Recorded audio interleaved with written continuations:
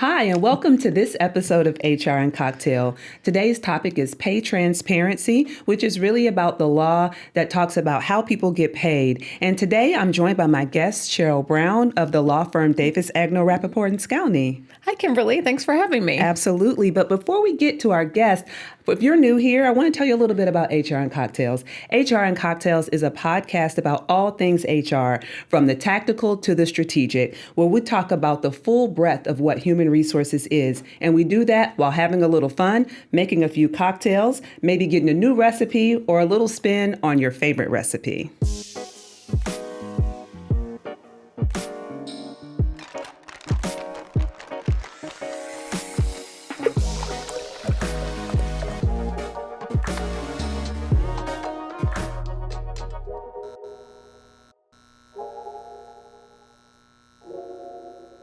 So Cheryl, tell me a little bit about you and what you do at Davis, Agnor, Rappaport, and Skalny. Okay, thanks, Kimberly. I'm a labor and employment attorney. I have been at the law firm for 12 years. I have also practiced labor and employment for as long as you were probably born. I doubt that. No, but I love what I do, and I practice anything from contracts, employment contracts, any type of claims for harassment or discrimination, representing business owners in the Maryland DMV area, and also, most importantly, keeping updated with all of the legislation that comes out of Annapolis and comes out of DC, which I personally think is awesome and fun. But yeah, it's awesome and fun to us. But to us, yes. But not so awesome and fun to the business owners that we support, because we support business owners just like you do. And we, provide complimentary services to our clients. You talked about the legislation that comes out of Annapolis and the legislation that comes out of DC, just really, really high level. What's the difference between the two? What's the difference between state regulations or local regulations and federal? How does that work? How do people navigate that? No. That's a great question. So typically our big legislation will come out of the federal government, and they oversee anything from the ADA, FMLA leave. They implemented pregnancy leave, but the states also can implement their own state laws that may be more restrictive than the federal laws. And in addition, they can monitor their own wage and hour. They can implement paid family leave. They can do sick leave. And then one of the most recent laws that we're going to talk about today is the wage transparency, or even pay stubs, that they can regulate as well. Yeah. So how do employers know which law do I have to follow? Like if the federal law says minimum wage is $7.25 and Maryland says it's $15, which one do I have to do? You have to do the one that is the most restrictive. As long as the state law doesn't violate the federal law, then you most likely are going to be following the state law. So, for example, Maryland's minimum wage would be $15 an hour. And so that's the most restrictive in our minds, and so, or the most favorable to other people. And for the purposes of this conversation and some of our listeners, it is what is most beneficial to the employee. Right. There you go. And so a lot of questions come from our clients because they're like, how are we supposed to know? How are we supposed to figure out like what we have to follow? Right. And I do empathize with business owners. And unless they have an HR consultant or unless they have counsel that is updating them regularly on what these laws are, they really have to make sure that they are in compliance, either going to websites or anything like that. And it's really tough because they do what they do best in their business. Yes. And we do what we do best in our business. Yes, absolutely. So specifically pay transparency, or I think they originally called it equal pay for fair wages, equal pay for fair work. I'm sorry, I don't remember. It was a long title, but ultimately it was pay transparency. Correct. What is the overarching essence of this regulation? So pay transparency has been around even at a national level for a while in multiple different states. And we've been following it in Maryland under the equal pay laws for a while. And the intent, the legislative intent behind it, is to make sure that employees are aware of what their wages are, and most specifically female and minority employees. So there's no discriminatory action that is taken by unfair wages or unequal wages. So the legislature has expanded on the law to make sure that employers are transparent in what they're paying their workers. Yeah. And so, like you said, other states have done it. So it looks, it's taken on various, iterations. So it started with what was called wage theft in the early 2000s, and various states had the wage theft notices to make sure that people knew what they were getting paid, when they were getting paid, what their pay looked like, et cetera, right? And so now in Maryland, we have the pay transparency, which basically states that we need to, as employers in the state of Maryland, let individuals know what the range is for the position in which they're applying. And, I think that's good. But I wonder sometimes, because yes, it says it needs to be a reasonable range. Right. Right? Right. And so we what can't does put that mean? 0 to 100,000 and say, million. here you go. Here's your wage range. Exactly. Or 1 million. $1 million. Exactly. No, so we can't do that. But what's reasonable? So I've had a few clients recently say, well, if I put a range on there, can it be a $25,000 range? Can it be a $30,000 range? Because I don't know based on the candidate where I'm going to land, because the legislation advises that they need, if they put the range, that whoever accepts the offer has to accept an offer that's within that range. But what if you find somebody that's exceptional? Like us. Yes. Like us. And they're more expensive. So that's a good question. And I know we didn't say this before, but I wanted to make sure everybody knows that the law went into effect October 1st of 2024. So any job postings on or after October 1st are the ones that our employers must comply with. So when you are posting a job range or wage range for that job posting, it needs to be reasonable, and you have to put the minimum to the maximum. So what I'm saying to my clients, you can always go above. You cannot go below. So you want to make sure what your minimum is for that position, and you need to evaluate all your positions to make sure that that minimum wage range or that minimum wage is acceptable in all of your jobs, and then you can go up from there. If you find that exceptional candidate, then you can offer above and beyond what that maximum is. Absolutely. So you have flexibility in that. So I find that to be counterintuitive. I do, and I'll tell you why. If the purpose is to make sure that people are being equally paid, and I say I'm going to pay between 70 and 75, but I meet this exceptional person, I pay them 85. The reality is that I may still be creating inequity. Right. So that's counterintuitive to me, actually. So I'm not trying to give Annapolis any ideas, but it does. It's a little counterintuitive. It's a little counterintuitive to me that you would be able to go above. I get the below, but again, I get the whole thing. But before we get into the rest of this conversation, I think it's time for a cocktail. Oh, absolutely. That's my favorite part. Okay. So what cocktail would you like today? So I selected an apple cider old fashioned. All right. And that's my favorite in the fall. All right. Awesome. Well, an apple cider old fashioned coming up. Okay, so today Cheryl has chosen an apple cider old fashioned. So Cheryl, tell us why you chose this drink today. Oh, Kimberly, I'm so glad you asked that question, because apple cider is my all-time favorite go-to fall drink. Okay. And I'm actually venturing into the old-fashioned world. All right. Actually, probably because of you. And I decided that maybe an apple cider old-fashioned would be the perfect fall drink for me to try. Okay. So I'm happy that we're doing it today. I love it. I love it. So we're going to start. We already have some ice in our shaker. And so we're going to start with, instead of doing actual cider, I decided to try this cider whiskey. So we're going to see how that is in here. So we can't go wrong with cider whiskey. I don't think so. No, I don't think so. And it smells really good. It does smell good. So we're going to do 2 parts of the cider whiskey in our over our ice in our shaker.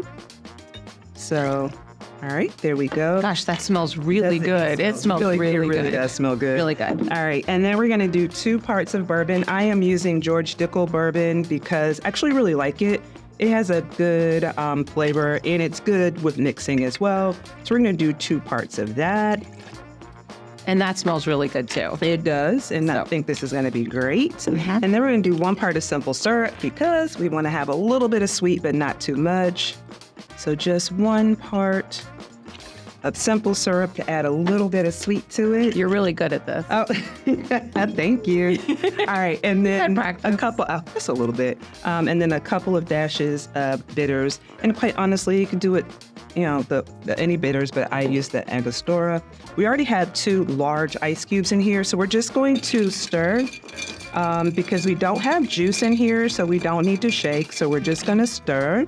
Okay. And then we're going to strain over our glasses. Let's hope I have the right measurements. Oh, that looks good. That looks really good. It does.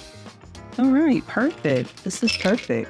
Okay, and now we are going to garnish with a cinnamon stick. And what kind of apple?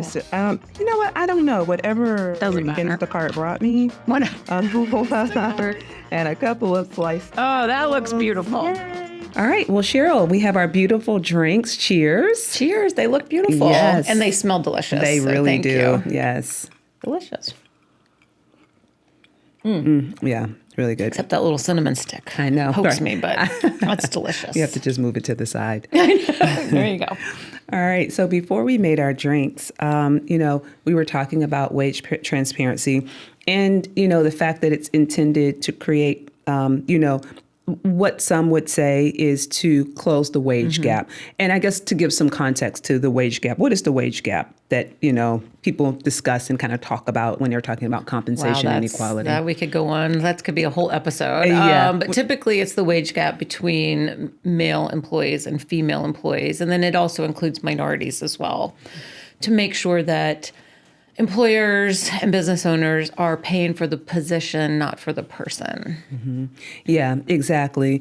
And so with these regulations, it's intended for people to know what it's going to, what people are going to make, and so that you can know that you're going to be within the same range as other people in the role. It also asks that employers provide a summary of the benefits. Tell me about that. Tell me, what does that accomplish? The including all of the benefits that are offered in the role in the organization. So the law requires not only that wage range, but in addition, the general kind of benefits that you're offering, whether that's retirement benefits like 401k, whether that's healthcare benefits, paid vacation, sick leave, which you have to offer most likely, and then any other type of compensation. You don't have to be specific. So you don't have to say, oh, this is my very specific 401k plan, but you do have to indicate, here's the salary that we're offering and here are the benefits that the company also provides to eligible employees. So you can do that as well. The law requires you to disclose if it's overtime. If they're a non-exempt employee, they're eligible for overtime. If you're eligible for tips, if that position is eligible for commissions. But again, you don't have to go into the commission structure, but you just need to disclose that to employees. The disclosure requirement, though, is internal and external postings. So even if you're doing an internal hire, you need to make sure you provide that posting. If you're doing an external hire, social media, Indeed, Monster. I even had a client where the Department of Labor, if you post on a billboard, you need to put that information. That is a job posting. Now, if you're just doing a general help wanted type ad, you don't need to go into those details, but you just need to provide that information before you discuss any type of salary or benefits with the applicant. Yeah, and that's actually a good point. I actually had someone ask me last week, that they have tractor trailer drivers. Yes. And on the tractor trailer, they say, drivers wanted, call this number. Exactly. And so my thought was, and maybe I'm correct or not correct, I'm sure that the Department of Labor will let me know, is that that's kind of an evergreen position. It's not necessarily for a specific position. However, if that position is listed on their job board, then the job board the position must be compliant on the job board. Right. So to your point, just the general help wanted or, always hiring drivers may not necessarily be deemed as a specific job posting, because always hiring drivers doesn't necessarily mean you're always hiring drivers. It may not actually be a position available at the time. But that's something to consider. And that's something that employers are going to have to think about, because I don't think that we always think about all of the ways that we solicit candidates for employment. So what are some things that employers need to think about for compliance? So in addition to that, I think a lot of employers, or a lot of my clients, will also use third-party agencies who post jobs for them.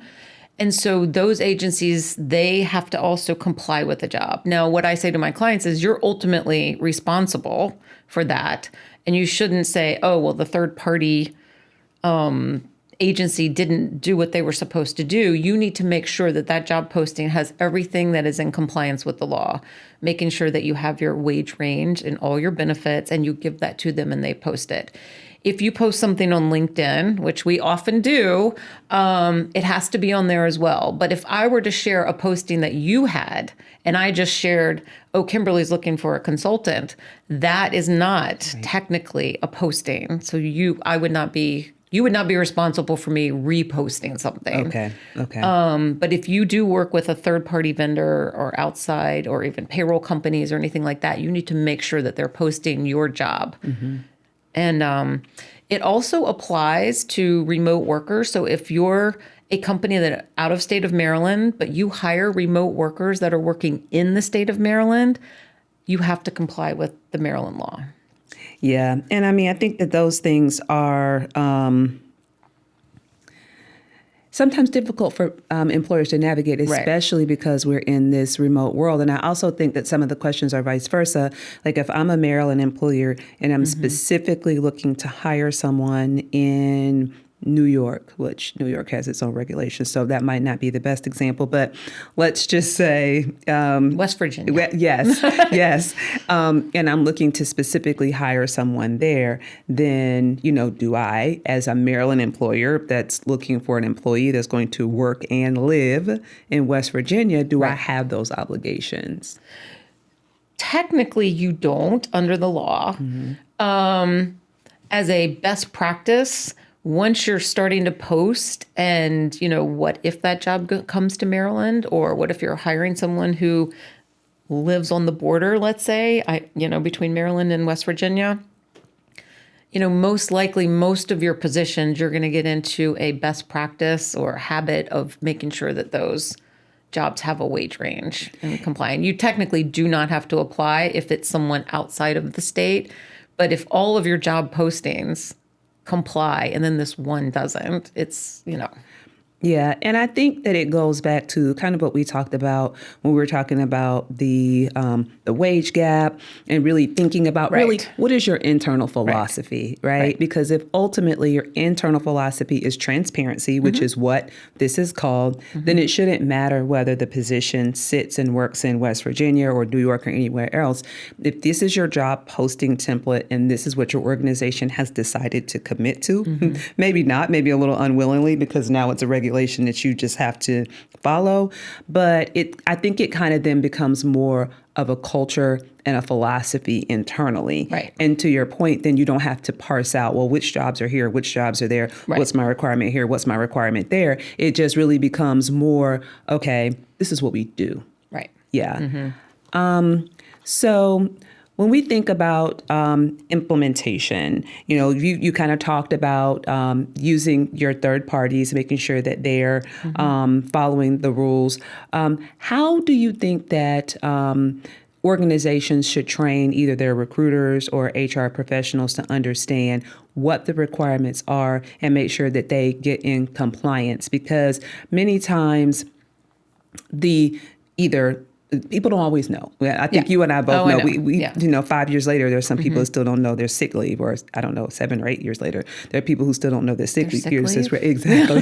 Their sick leave is I required. have to pay them. Exactly. Right. I know. And so how do we go about making sure that employers are aware and implementing and rolling it out to their teams that are responsible for posting jobs? Yeah, I mean, it really falls a lot on the HR. I always say that this is an opportunity for HR professionals to elevate themselves because they have the knowledge and the understanding of what it is. And they need to educate maybe the leadership team that this is what we have to do, because the leadership team is mostly concerned about, what do you mean we have to disclose our wages? This is our confidential information. But everybody has to disclose it in Maryland. So while I understand that, it's a concern, but you need to make sure that you're like, no, this is the law, because there are penalties.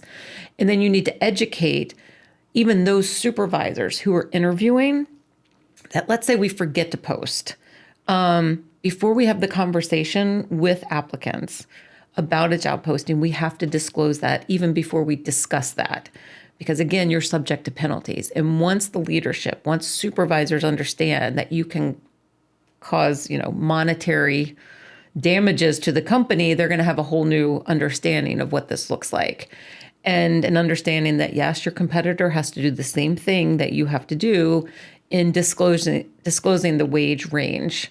Yeah. Again, not your specific benefits, but you need to make sure you do it. Right, exactly. And I also think, to the point that you just made, this is our, private information. Right, We don't yeah. want to share this.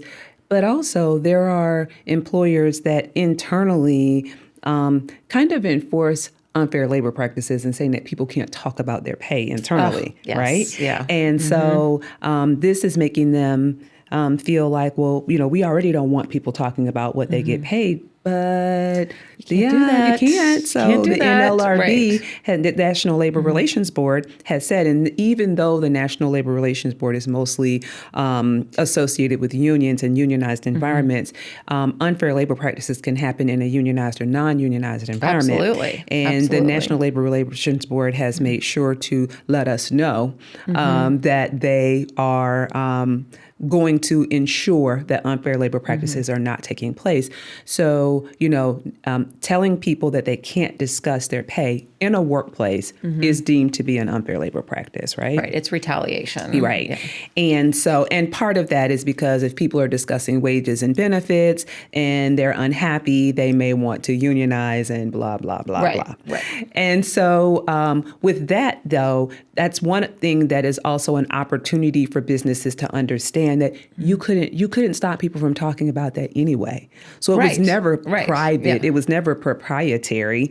It was, and side note, so I think about, similar to how my dad will be driving the car and he'll say, they can't drive my car for me. If they want to go around me, they can, right? Right. And so I think about that with pay, because it's like, you don't want other people to know what you're paying, but you either should pay what's fair or pay what you can pay, and they'll pay what they can pay. And if you end up being competitive or not, Right.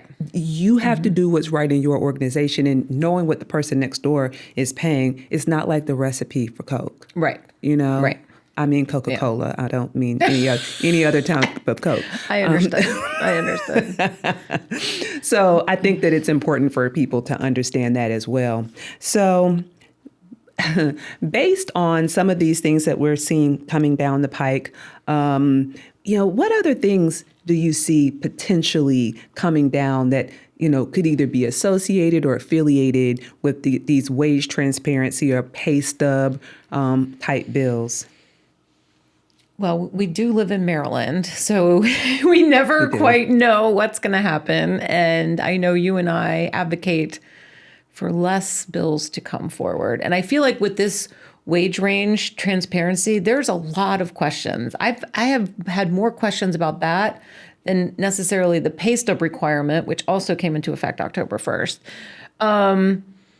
Moving forward, they're probably going to increase enforcement more than we see added legislation around the wage range transparency. like I said, they've implemented penalties for retaliation if people start retaliating because applicants or employees are asking these questions about why or how much am I going to make or what are my benefits or anything like that. And then, because that's $1,000 an employee or applicant. And the wage range, since it's so new and the Department of Labor is getting so many questions about that, I don't think, as far as legislation, I'm going to see anything other than possibly a national law, like the federal government. There could be some type of legislation that imposes a wage transparency or pay transparency across the country because, like we talked about, there's at least 11 states that already have that law. Yeah. So we would have to follow that.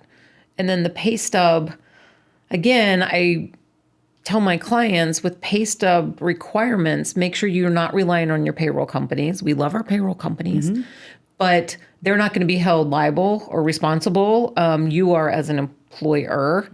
And the most important thing is to be in compliance with those pay stub requirements and that you're not just writing a check or paying someone cash in wages and that you really understand what you need to put on your pay stub. Yes. And I think, we spent a lot of time talking about the pay transparency piece, Right. but we didn't necessarily talk about the pay stub piece, which is a part of the pay transparency. But, there are some companies that run payroll through their, accounting system or their bookkeeping system that they use. Right. And so some of those products don't provide all of the things that you need to put on the pay stub. And even before this pay stub requirement, Maryland employers had a requirement to track available paid safe and sick leave, Right. and to show what had accrued and what was taken. And so some of those systems don't track that as well. So it is important to make sure that all of the things that need to be on Right. the pay stub, hours worked, overtime rate, time off taken, et cetera, that those things are